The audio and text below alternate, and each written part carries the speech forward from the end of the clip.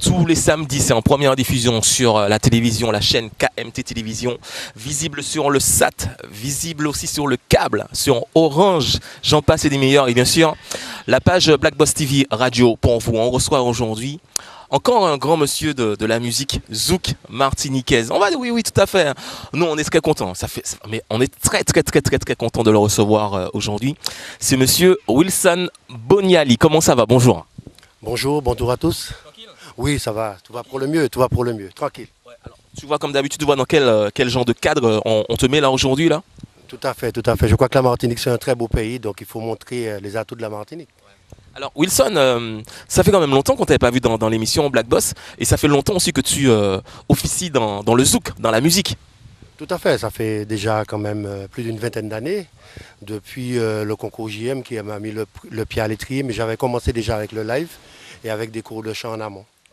Alors justement, il y en a beaucoup qui sont passés dans ce fameux concours JM Harmonie, parce qu'on a déjà reçu beaucoup d'artistes, Émile Laroyanin, Bruno Bias, Philippe Rapinier, Jean-Pierre Onjon, Pierre Lama, Joël Lani. Il y en a beaucoup qui sont passés dans ce concours JM Harmonie. Tout à fait, il y a toute une génération de chanteurs et c'est dommage qu'on n'a pas pu perpétuer ce genre de concours parce que ça permettait à certains artistes d'émerger et notamment Jean-Louis Morville, Olivier Jean-Alphonse. Je crois que la liste est très longue. Mais justement, il avait quoi de particulier ce concours de chant? C'était un concours qui se faisait dans une certaine bonne humeur, mais il y avait quand même un jury de professionnels, de gens du domaine du spectacle aussi. Et je crois que ça nous permettait de savoir où on était, parce que tant qu'on chante dans sa salle de bain ou bien dans un groupe de live, on ne connaît pas un peu son niveau. Et c'est quand on se confronte aux autres qu'on arrive à voir comment on se situe dans le milieu. C'était en quelle année pour toi? Moi, je crois que c'était en 94. Je crois. Oui, tout à fait, 94. Tu t'es arrivé à quel stade dans ce concours? Oui, j'étais en finale et Émile Laroyané, mon ami Émile Laroyané avait eu le premier prix. J'étais deuxième, mais il y en avait bien d'autres, Fabrice Sonder et les autres. Et c'est de là que c'est parti. Tu as fait la rencontre, il me semble, d'Albert Cluzon, c'est ça, lors de ce concours? C'est comme ça que ça s'est passé?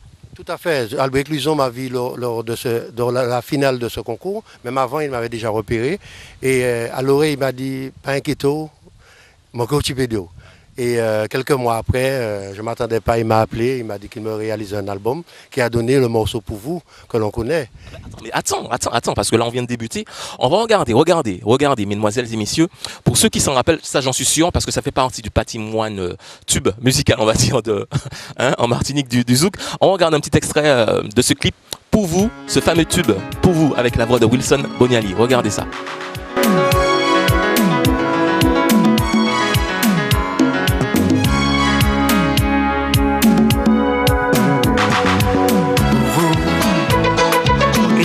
C'est ciel, tout en m'envia. C'est comme ça dans mon darling. Qu'elle plante des étoiles, tout alentour. C'est comme ça dans mon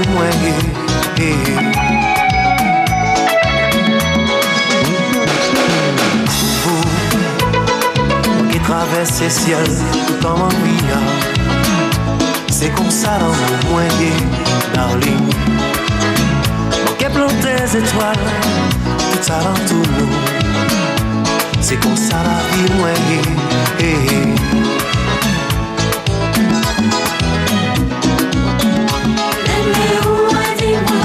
C'est où qui n'en tient moi, et que j'ai oublié, c'est où qu'a compté pour moi. L'aime-le, dis-moi, c'est où qui n'en tient moi, et que j'ai oublié, c'est où qu'a compté pour moi. Éclairé dans des yeux, mon soleil éclairé dans frontière. Oh, la vie moi, et qui quitte au parti, m'en l'air tout près de moi, c'est que on dévoile moi.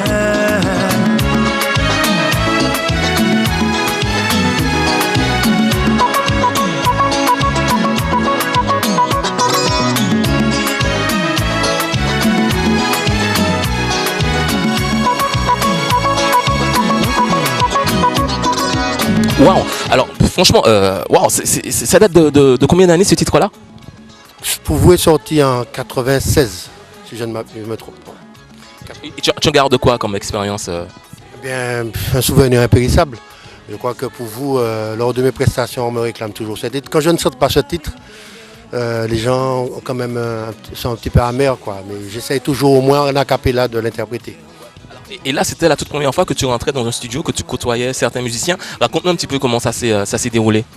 C'est-à-dire, j'avais déjà côtoyé le studio, puisqu'il y a eu l'album Crocodile, où j'ai interprété un morceau d'Olivier Jean-Alphonse, Mariage cassé. Et oui, ça s'est très bien passé. Il y a eu Frédéric Caracas, Valérie Odina, et Annick Charlec, et Jean-Louis Morville, Herman Ferret qui était venu de Paris pour enregistrer l'album. Et oui, c'est-à-dire que c'était la rencontre avec de grands messieurs et des gens simples en fait. Tu as pu voyager aussi grâce à ce titre-là, aller en métropole, en Guadeloupe ou ailleurs?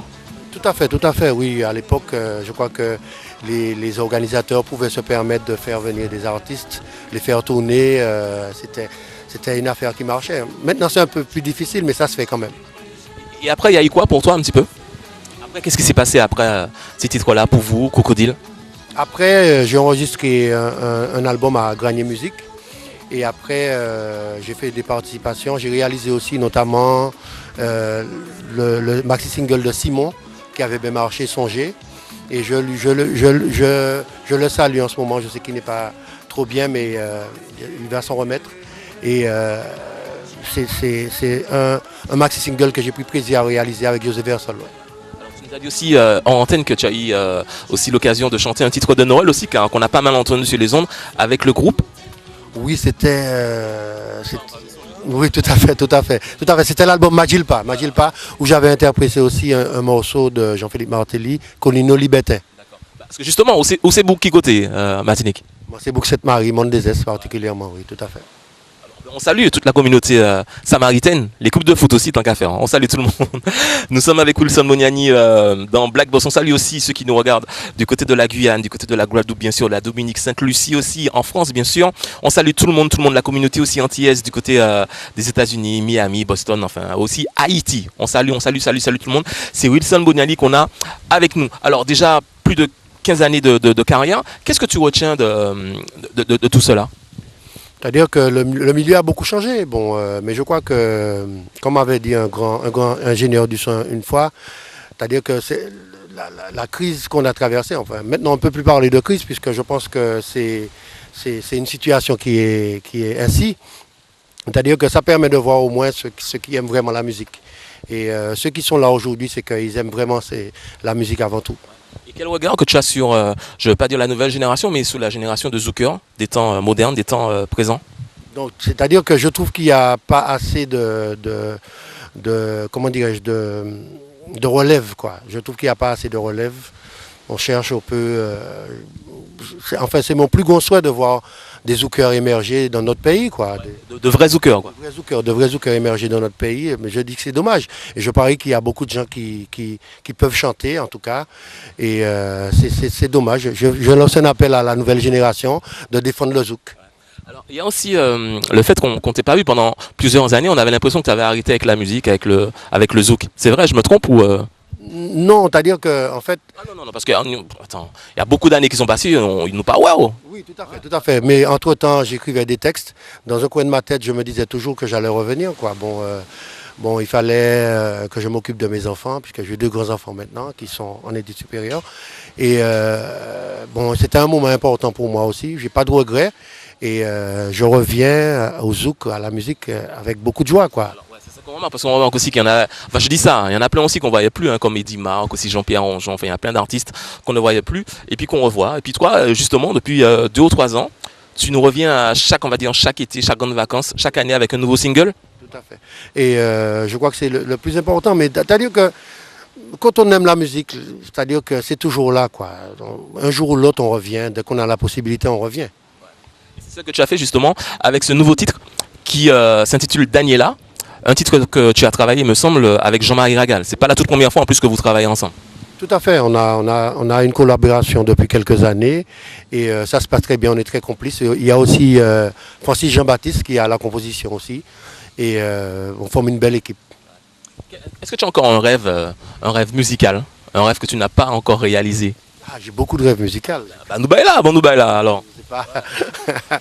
Non, c'est-à-dire que c'est important de réaliser ses rêves, mais mon rêve musical, en fait, c'est vrai que c'est une question que, bon. Un live, un concert live, faire un duo avec un artiste, je sais pas. Oui, c'est-à-dire que j'aimerais quand même être dans les grands concerts. Bon, ça c'est le rêve. C'est le rêve avec de grands musiciens, parce qu'il y a beaucoup de musiciens que j'apprécie beaucoup, que j'aimerais côtoyer. Alors, il faut l'avouer quand même que Wilson, lorsqu'on le voit, je sais pas s'il a fait semblant, mais c'est quand même quelqu'un de très humble. Et puis, enfin, je vais pas dire timide, mais bon, comment dire ça, tu l'as, quand tu l'as quelque part, tu te fais pas remarquer, tu l'as, tu observes et tu l'as. C'est ça, hein? C'est ça, tu te trompes pas. C'est-à-dire, c'est ma personnalité. Je crois que ça se reflète et c'est ma façon d'être. Ma façon d'être avant. Tu l'as dit, le dernier titre, tu l'as travaillé avec Jean-Marie Ragal, ça fait longtemps aussi que vous vous côtoyez, que vous travaillez ensemble. Puis ses débuts, je crois que c'était For Love. C'était bien, même avant, un peu avant pour vous, hein. Et je me rappelle de Jean-Marie, mais il m'a toujours proposé de travailler avec moi. On n'avait pas eu l'occasion et je crois que je le remercie pour ça en tout cas. Alors qu'est-ce qui se passe? Là, tu prends ton pied carrément, tu fais musique, tu fais des chansons, tu prends ton pied quoi maintenant, c'est ça? Tout à fait, tout à fait. C'est le plus important. Il ne faut pas oublier la notion de plaisir et surtout faire plaisir à son public parce que je crois qu'il y a beaucoup de gens quand même qui me disaient mais à quand un nouveau son, à quand un nouvel album. C'est vrai que c'est pas évident de nos jours de faire un album, mais dès que je peux faire une participation sur une compile, je prends plaisir à le faire en tout cas. Alors là, il n'est pas venu les mains vides, il est venu avec un nouveau clip.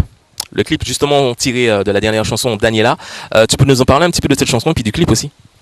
Oui, Daniela, c'est une chanson d'amour avant tout, hein. Bon, j'ai voulu axer cette chanson plus sur l'amour, c'est-à-dire que pas sur la déception. Je crois que il ne faut pas trop faire de la déception pour ne pas passer pour un gros pelle non plus, quoi.